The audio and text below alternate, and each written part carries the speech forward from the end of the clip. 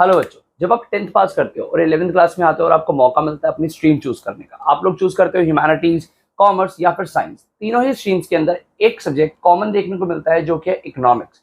हाँ, साइंस वाले भी, बहुत से बच्चे साइंस वाले एडिशनल सब्जेक्ट के अंदर इकोनॉमिक्स चूज करते हैं। तो आज के इस वीडियो में हम उसी इकोनॉमिक्स क्लास 11th इकोनॉमिक्स के बारे में चर्चा करेंगे। पहले हम देखेंगे हमारा कोर्स स्ट्रक्चर की हमारा 11th इकोनॉमिक्स का कोर्स स्ट्रक्चर कैसा है, उसके बाद हम अपनी पढ़ाई शुरू करेंगे। तो चलिए देखते हैं। तो बच्चों, जो 11th इकोनॉमिक्स का सिलेबस है वो दो बुक्स के अंदर डिस्ट्रीब्यूट किया हुआ है। यानी एक बुक है आपकी माइक्रो इकोनॉमिक्स की और एक बुक है आपकी स्टैटिस्टिक्स की, यानी इकोनॉमिक्स फॉर स्टैटिस्टिक्स। इन दो बुक्स में आपका सिलेबस है। टोटल जो एग्जाम बनता है आपका 80 मार्क्स का बनता है, जिसमें 20 मार्क्स का प्रैक्टिकल आपका स्कूल में होता है। जिस तरीके से 100 मार्क्स का आपका पूरा पेपर बन जाता है। 40 मार्क्स की वेटेज इस बुक की है और 40 ही मार्क्स की वेटेज इस वाली बुक की भी है। तो इस तरीके से आपका 80 मार्क्स बनता है। आज के इस वीडियो में हम स्टडी करेंगे माइक्रो इकोनॉमिक्स के बारे में। तो ये आपका बेसिक कोर्स स्ट्रक्चर है। 20 मार्क्स का प्रैक्टिकल आपको अपने स्कूल से मिलेगा, यानी आपको एक स्कूल से टॉपिक दिया जाएगा जिसके ऊपर आपने प्रोजेक्ट फाइल वगैरह सबमिट करनी होगी। ठीक है, तो ये हमारा कोर्स स्ट्रक्चर है। 40 मार्क्स की 2 बुक्स पढ़नी है, माइक्रो इकोनॉमिक्स और स्टैटिस्टिक्स। पहले हम डिस्कस करेंगे माइक्रो के बारे में, फिर हम पढ़ेंगे स्टैटिस्टिक्स के बारे में। आज की वीडियो में हम फर्स्ट चैप्टर माइक्रो इकोनॉमिक्स का ही पढ़ने वाले हैं। तो चलिए स्टार्ट करते हैं हम माइक्रो इकोनॉमिक्स के फर्स्ट चैप्टर के साथ। हाँ दोस्तों, अगर हम बात करें माइक्रो इकोनॉमिक्स की, माइक्रो इकोनॉमिक्स एक न्यू इकोनॉमिक्स है। आप लोगों ने 10th क्लास तक ये वाली इकोनॉमिक्स नहीं पढ़ी। पहले क्या होता था कि पहले 12th क्लास के अंदर ये होती थी, वहां से ये बुक उठ के 11th क्लास में आ गई है। तो माइक्रो इकोनॉमिक्स आपने फ्रेश इकोनॉमिक्स से पहले नहीं पढ़ी। जो हमारा इकोनॉमिक्स का सेकंड पार्ट है स्टैटिस्टिक्स, वो फिर भी आपने थोड़ा बहुत पहले पढ़ा हुआ है छोटी क्लासेस के अंदर, बट ये वाली बुक आपने कभी नहीं पढ़ी। बिल्कुल फ्रेश इकोनॉमिक्स है। इसके अंदर हम क्या पढ़ने वाले हैं, देखो, वर्ड है हमारे पास इकोनॉमिक्स और एक है माइक्रो। बचपन से ही आपको सिखाया गया इकोनॉमिक्स में आप क्या पढ़ते हो। इकोनॉमिक्स में जनरली आप स्टडी करते हो पैसे की, लोगों के बिहेवियर की। ठीक है, यानी लोग किस तरीके से पैसा कमा रहे हैं और उसको खर्च रहे हैं। यानी इसके अंदर हम लोग एक स्टडी करते हैं अबाउट मनी की, और हम लोग स्टडी करते हैं लोगों की, पीपल्स की। यानी हम लोग मनी की और लोगों की स्टडी करते हैं। बेसिकली लोग पैसा कमा रहे हैं और उसको खर्च रहे हैं। ये सब कुछ काम एक सिस्टम में हो रहा है। उस सिस्टम को बोला जाता है इकोनॉमी। यानी हम लोग एक इकोनॉमी में रहते हुए इकोनॉमिक सिस्टम की स्टडी कर रहे हैं। हम लोग एक सिस्टम की स्टडी कर रहे हैं जिस सिस्टम के अंदर लोग पैसे को कमाते हैं और उस पैसे को खर्चते हैं। ठीक है, तो बेसिकली हम स्टडी कर रहे हैं इकोनॉमिक्स की, जहां पर लोग पैसा कमाते हैं और उसको खर्चते हैं। सर, ये माइक्रो वर्ड का क्या मतलब है? माइक्रो वर्ड का मतलब होता है स्मॉल और इंडिविजुअल। यानी हम ये जो स्टडी कर रहे हैं स्मॉल या इंडिविजुअल लेवल पे कर रहे हैं, बड़े लेवल पे नहीं कर रहे। जब आप बड़े लेवल पे स्टडी करोगे तो आप पढ़ेंगे मैक्रो इकोनॉमिक्स, जो कि 12th क्लास का सिलेबस होगा। तो अभी पढ़नी है हमने माइक्रो इकोनॉमिक्स, यानी स्मॉल लेवल पे लोगों की और उनके बिहेवियर की, about how they are spending the money. इस चीज की हम लोग यहाँ स्टडी करने वाले हैं। तो ठीक है, ये है हमारी बेसिक स्टडी यहाँ पे। अच्छा सर, हम स्टडी कर क्यों रहे हैं? ये पूरा इकोनॉमिक्स हमें पढ़ना क्यों पड़ रहा है? यानी हमारे पास एक क्वेश्चन आता है यहाँ पे, और वो क्वेश्चन है व्हाई टू स्टडी इकोनॉमिक्स। यानी हम लोग इकोनॉमिक्स की पढ़ाई क्यों कर रहे हैं? इसका बहुत ही सिंपल सा रीजन है, एक सिंगल वर्ड में रीजन है। अगर वो सिंगल वर्ड ना होता, वो वाला रीजन ना होता, तो ट्रस्ट मी बच्चों, ये वाला सब्जेक्ट ही ना होता, हम इकोनॉमिक्स नाम का सब्जेक्ट ही ना पढ़ रहे होते। क्या है वो रीजन? वो रीजन है स्कार्सिटी। स्कार्सिटी का क्या मतलब है? स्कार्सिटी का मतलब है limitation of supply. Limitation of supply in relation to its demand. यानी हमारे इकोनॉमी में क्या हो रहा है? डिमांड। हमारी इकोनॉमी में क्या हो रहा है? देखिए, हमारी इकोनॉमी में हमारे पास रिसोर्सेज बहुत सारे हैं, ठीक है, बट इतने नहीं है कि हम ईच एंड एवरी पर्सन की नीड को सेटिस्फाई कर पाए। देखो, हमारी गवर्नमेंट को सोचना पड़ता है। ठीक है, चलो गवर्नमेंट के लेवल को हटा देते हैं, इंडिविजुअल लेवल में बात करते हैं बहुत सिंपल लैंग्वेज में। आप लोगों के घरों पे एक इनकम आती है मंथली। हमेशा आपके फादर मदर को डिसाइड करना पड़ता होगा कि इस इनकम में से कितना पैसा एजुकेशन पे खर्चा जाए, कितना पैसा घर के हाउस होल्ड एक्सपेंसेस में खर्चा जाए, कितना कपड़ों पे खर्चा जाए, कितना रेंट पे खर्चा जाए। यानी ये सारा पैसा उनको सोचना पड़ता होगा। क्यों? क्योंकि उनके पास एक इनकम लिमिटेड आ रही है, यानी स्केयर आ रही है। स्केयर वर्ड का मतलब लिमिटेड है। तो स्केयर इनकम जो है उसकी वजह से हमें सोचना पड़ रहा है कि कहां अपना पैसा खर्चे और कहां ना खर्चे। यही है हमारी स्कार्सिटी, जिसकी वजह से हमें डिसीजन लेना पड़ता है, इकोनॉमिक डिसीजन। चलो एक एग्जांपल यहां पर देखते हैं। एक फार्मर है, उसके पास एक पीस ऑफ लैंड है, इस पे वो राइस भी उगा सकता है, इस पे वो व्हीट भी उगा सकता है, ठीक है। अब डेफिनेटली उसके पास एक पीस ऑफ लैंड है जिसपे वो एक ही चीज उगा सकता है। अगर दोनों कमाना चाहेगा तो उसको आधा राइस और आधा व्हीट मिलेगा, यानी उसको आधा तो सेक्रीफाइस ही करना पड़ेगा। ऐसा क्यों करना पड़ रहा है? वो दोनों को फुल क्यों नहीं कमा पा रहा, ये क्यों नहीं बना पा रहा? क्योंकि उसके पास पीस ऑफ लैंड जो है लिमिटेड है, यानी स्केयर पीस ऑफ लैंड है। यानी स्कार्सिटी का मतलब हुआ limitation of supply of resources, supply of resources, यानी हमारे पास जो रिसोर्सेज है वो लिमिटेड है और उनकी जो डिमांड है वो अनलिमिटेड है। लोग चाहते हैं उनको सब कुछ मिल जाए, बट रिसोर्सेज जो है वो लिमिटेड है। तो इसीलिए हमें इकोनॉमिक्स की स्टडी करनी पड़ती है कि out of the limited resources हम लोग लोगों की अनलिमिटेड वांट्स को, अनलिमिटेड डिमांड्स को कैसे सेटिस्फाई करें। So this is the main reason here why we are studying the economics, ठीक है जी। चलिए नेक्स्ट टॉपिक पे चलते हैं। ये जो स्कार्सिटी है, इसकी वजह से ना हमारी इकोनॉमी को एक प्रॉब्लम फेस करनी पड़ती है, जिस प्रॉब्लम के बारे में हम नेक्स्ट टॉपिक में डिस्कस करते हैं। तो इतना अच्छे से देखो, फिर हम चलते हैं हमारे नेक्स्ट टॉपिक पे। हाँ बच्चों, तो प्रीवियस टॉपिक में हमने पढ़ा स्कार्सिटी के बारे में। Scarcity is the main reason of studying economics. अगर स्कार्सिटी ना होती तो इकोनॉमिक्स नाम का सब्जेक्ट ही ना होता। सर स्कार्सिटी से ना हम लोगों को एक और प्रॉब्लम फेस करनी पड़ती है, ऐसी प्रॉब्लम जो स्कार्सिटी की वजह से ही इमर्ज हुई है। देखो, स्कार्सिटी होने की वजह से हमें क्या करना पड़ता है? चूज करना पड़ता है। जैसे मैंने फार्मर वाला एग्जांपल दिया था कि पीस ऑफ लैंड में से फार्मर को राइस या व्हीट में से एक चीज चूज करनी पड़ी, यानी उसको एक वैल्यूएबल चीज सेक्रीफाइस करनी पड़ी। इसको बोला जाता है problem of choice. In technical language इसको बोला जाता है इकोनॉमिक प्रॉब्लम। यानी इकोनॉमिक प्रॉब्लम हुई हमारी प्रॉब्लम ऑफ चॉइस। और ये प्रॉब्लम हमें क्यों फेस करनी पड़ रही है? Due to scarcity only. अगर हमारे पास स्कार्सिटी नहीं होती, अनलिमिटेड रिसोर्सेज होते, तो भाई वो जितना मर्जी राइस उगाता, जितना मर्जी व्हीट उगाता, ये प्रॉब्लम ही ना आती। तो लिमिटेड रिसोर्सेज यानी कि स्कार्सिटी होने के चलते हम लोगों को चूज करना पड़ा, जिस प्रॉब्लम ऑफ चॉइस को बोला गया इकोनॉमिक प्रॉब्लम। यानी इकोनॉमिक प्रॉब्लम का इन सिंपल लैंग्वेज मतलब है प्रॉब्लम ऑफ चॉइस। यानी हमें अपने डिफरेंट डिफरेंट नीड्स में से चूज करना पड़ेगा, डिफरेंट डिफरेंट डिमांड्स में से चूज करना पड़ेगा कि क्या चीज हम ग्रैब करें और क्या चीज हम सेक्रीफाइस करें, ठीक है। तो इसको बोला जाता है प्रॉब्लम ऑफ चॉइस। कह रहे हैं कि इकोनॉमिक प्रॉब्लम के ना 3 रीजंस हो सकते हैं।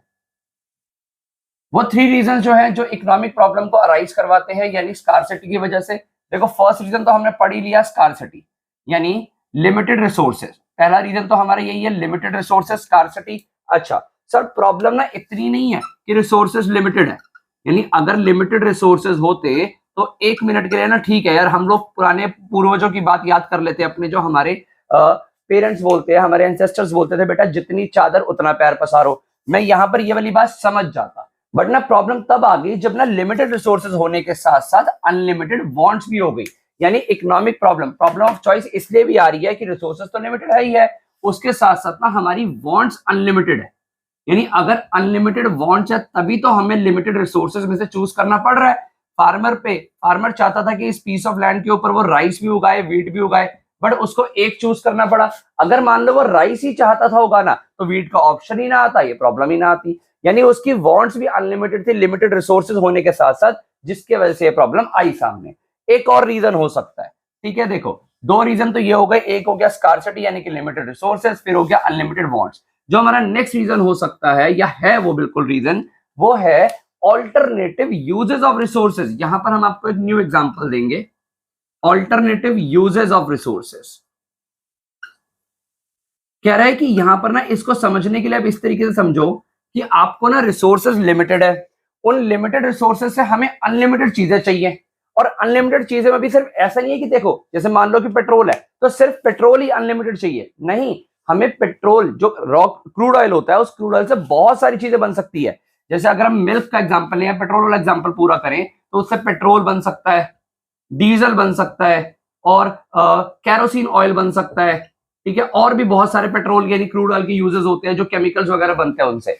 यानी हम लोगों को देखो, पेट्रोल चाहिए, अनलिमिटेड चाहिए, और इतने सारे यूजर्स के लिए चाहिए। हमें चूज करना पड़ेगा भाई किसकी डिमांड ज्यादा है, पेट्रोल की ज्यादा चूज करो, कैरोसिन ऑयल की, डीजल की, किसकी ज्यादा है, ठीक है। एक और एग्जांपल देखो, मिल्क लिमिटेड है, ओके। सपोज आपका बजट है, मैं आपके लेवल पे बात करता हूँ, माइक्रो लेवल पे, स्मॉल लेवल पे, आपका बजट है 1 लीटर ऑफ मिल्क अफोर्ड करने का डेली, ठीक है, जनरली फैमिलीज ये अफोर्ड करती हैं, ठीक है, ये बजट है उनका।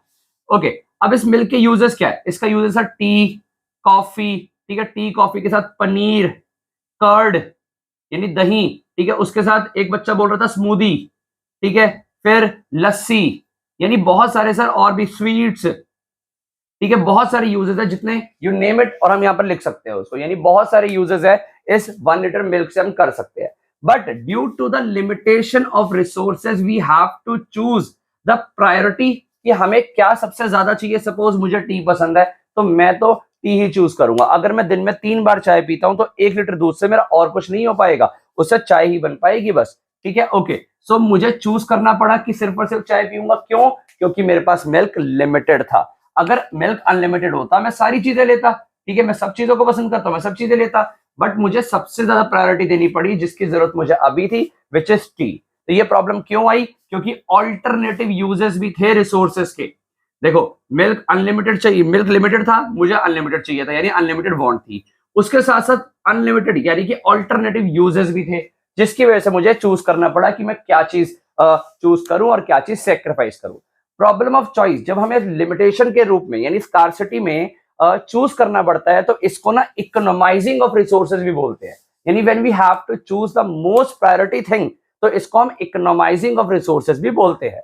तो हमने डिस्कस किया टॉपिक, पहले माइक्रो इकोनॉमिक्स के बारे में पढ़ा, फिर हमने scarcity, the reason of economic scarcity पढ़ा, और स्कार्सिटी की वजह से अराइज होने वाली एक प्रॉब्लम, इकोनॉमिक प्रॉब्लम के बारे में पढ़ा। तो आई होप सो आपको ये टॉपिक समझ आया है। मैं नीचे डिस्क्रिप्शन में इस चैप्टर के नोट्स भी अटैच कर दूंगा, ठीक है। तो चलिए हम मूव करते हैं हमारे नेक्स्ट टॉपिक की तरफ। हाँ दोस्तों, जो हमारा लास्ट टॉपिक है इस वीडियो का वो है positive and normative economics. Sir ये क्या चीज है? ये है इकोनॉमिक्स को पढ़ने का तरीका। कहता है कि इकोनॉमिक्स को ना आप 2 तरीके से पढ़ सकते हो।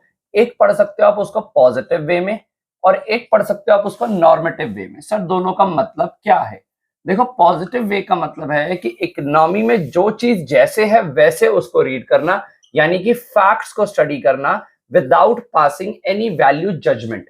यानी वो होना चाहिए, ये होना चाहिए, नहीं, हमने बस ये स्टडी करना है कि क्या है, क्या था और क्या होगा, ठीक है। हमें ये नहीं जाना, यानी what is, what was and what will be, क्या है, क्या था और क्या होगा। हमें ये नहीं जानना कि क्या होना चाहिए। यानी किसी भी इकोनॉमिक स्टडी को करते हुए हमें ये वैल्यू जजमेंट को पास नहीं करना कि कोई इकोनॉमिक प्रॉब्लम है तो उसको कैसे सॉल्व किया जाए। हमें बस ये पढ़ना है कि इकोनॉमी में ये हो रहा है, ठीक है। अच्छा, एग्जाम्पल जैसे कि सर यहाँ पर लिखा हुआ है India is an overpopulated country. बिल्कुल ठीक बात है और ये फैक्ट है। हमने कोई सोल्यूशन नहीं दिया इसका, यानी हमने ये नहीं बोला कि India should not be an overpopulated country. अगर मैं ऐसा बोलता तो मैं एक वैल्यू जजमेंट पास कर रहा हूं, ठीक है। अच्छा, smoking is injurious to health, ये सर एक पॉजिटिव इकोनॉमिक्स की स्टेटमेंट है, क्योंकि जो फैक्ट स्टडी किया है। ओके, मैं अगर ये यहाँ पर वैल्यू जजमेंट देता कि स्मोकिंग शुड बी अवॉइडेड या स्मोकिंग को कम कैसे करें, तो वैल्यू जजमेंट होता, फिर वो नॉर्मेटिव में चला जाता। यानी नॉर्मेटिव के अंदर मैं फैक्ट्स को स्टडी नहीं करता, मैं उन फैक्ट्स को सॉल्व करने के लिए वैल्यू जजमेंट पास करता हूं, ठीक है। ये डिफरेंस है बेसिकली नॉर्मेटिव इकोनॉमिक्स और पॉजिटिव इकोनॉमिक्स। नीचे जो मैंने नोट्स प्रेजेंट किए हैं उनमें इनकी अच्छे से मीनिंग आपको मिल जाएगा। स्टिल जो हम यहाँ पढ़ रहे हैं वही है। ये प्रॉब्लम्स डील करती हैं फैक्ट्स के साथ। कहता है कि फैक्ट्स को ना आप ट्रुथ नहीं समझ सकते। यानी देखो, जैसे कि बोला गया यहाँ पर एक स्टेटमेंट बोली गई कि positive statement should not be confuse as a statement of truth, they may be true और false. For example, if Paras says that India is the most populated country, ठीक है, ये बिल्कुल आज के सिनेरियो में बात सच है। बट अगर हम प्रीवियस सिनेरियो में बात करें, आज से 2 साल 3 साल पहले, अगर एक बच्चा बोलता है कि India is the most populous country and China is the second most populous country, तो वो गलत होता। आज के सिनेरियो में अगर वो ये बोले कि China is the most populous country, तो वो गलत है। देखो, फैक्ट वो बता रहा है बट वो गलत फैक्ट बता रहा है। यानी वो पॉजिटिव इकोनॉमिक्स तो बता रहा है बट वो गलत बता रहा है, क्योंकि आज के सिनेरियो में तो इंडिया मोस्ट पॉपुलस कंट्री है। ओके, सो अगर हम बात करें पॉजिटिव इकोनॉमिक्स की, जिसमें हम सिर्फ फैक्ट्स की बात करते हैं, सिर्फ फैक्ट्स की स्टडी करते हैं, यहां पर हम एक वैल्यू जजमेंट पास करते हैं। इन दोनों का difference 1 marker question, 1 marker statement paper में आने के बहुत चांसेस रहते हैं। तो ये थी आज की वीडियो। आज की वीडियो में हमने बेसिक स्टडी की है कि हमारे फर्स्ट चैप्टर के टॉपिक्स जो देखे माइक्रो इकोनॉमिक्स के। सबसे पहले हमने मीनिंग ऑफ माइक्रो इकोनॉमिक्स देखा, ये उसके बाद हमने पढ़ा कि हम लोग इकोनॉमिक्स क्यों पढ़ रहे हैं, why to study economics, scarcity. Scarcity के बाद हमने पढ़ा था इकोनॉमिक प्रॉब्लम के बारे में कि स्कार्सिटी की वजह से हमारे देश में कौन कौन सी प्रॉब्लम या हमारे देश को जो प्रॉब्लम फेस करनी पड़ती है, which is called economic problem. Then हमने पढ़ा रीजंस ऑफ इकोनॉमिक प्रॉब्लम के, 3 तरीके के रीजंस पढ़े थे हमने इकोनॉमिक प्रॉब्लम के। और फिर फाइनली हमने टॉपिक पढ़ा है इकोनॉमिक्स को कैसे स्टडी कर सकते हैं, पॉजिटिव वे में, negative way, sorry positive way में या नॉर्मेटिव वे में हम इकोनॉमिक्स को स्टडी कर सकते हैं। वहां वैल्यू जजमेंट, यहाँ पर फैक्ट्स पास होंगे। What should be, what ought to be, वो यहाँ पर आएगा कि कैसे एक इकोनॉमिक प्रॉब्लम को सॉल्व किया जाए या किया जा सकता है, वो यहाँ पर आएगा। तो ये थी आज की इस वीडियो में हमने स्टडी जो किया, ये पार्ट 1 है इस चैप्टर का। आगे भी 1, 2, 3 पार्ट्स और आएंगे। शांति से स्टडी कीजिए। इकोनॉमिक्स बहुत ही अच्छा सब्जेक्ट है, प्रैक्टिकल सब्जेक्ट है, प्रैक्टिकल होकर पढ़ना, रट्टे मारने की कोशिश मत करना। मैं मिलता हूं बहुत ही जल्दी नेक्स्ट वीडियो में। ये वीडियो अपने दोस्तों के साथ शेयर कर दो। चैनल को तुम लोगों ने सब्सक्राइब कर दिया है। चलिए, थैंक यू।